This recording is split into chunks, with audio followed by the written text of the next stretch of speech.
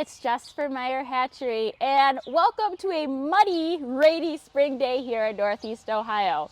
Even though it's pretty rainy, we are in the midst of our garden season, getting everything planted, preparing all our beds, planting all our cold weather crops.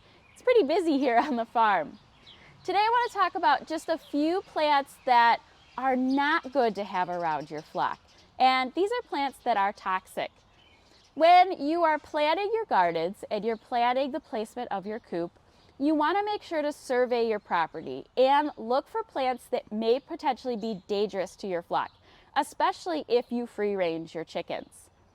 Some plants that are toxic to your flock include spring plants that we see, such as skunk cabbage, lily of the valley, and jack in the pulpit. I just know we have a patch of that, and I keep my flock away from there by getting creative with fencing, natural fencing. We use a lot of logs and things like that. Some other plants that are toxic to your flock or can be toxic include mountain laurel and buckeyes, which I live in Northeast Ohio. We have buckeyes everywhere.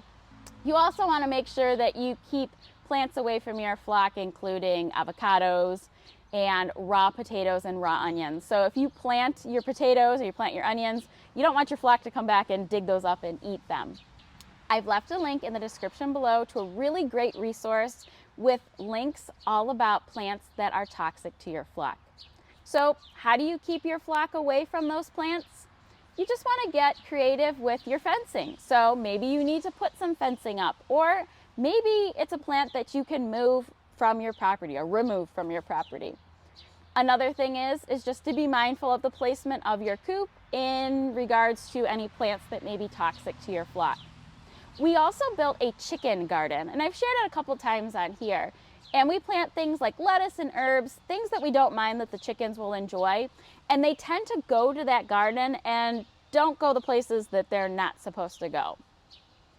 Hopefully, I've given you some tips on keeping your flock safe, especially when it comes to plants. If you have any questions, be sure to let us know in the comments below. I need to get back to tilling my gardens. Thank you so much for watching.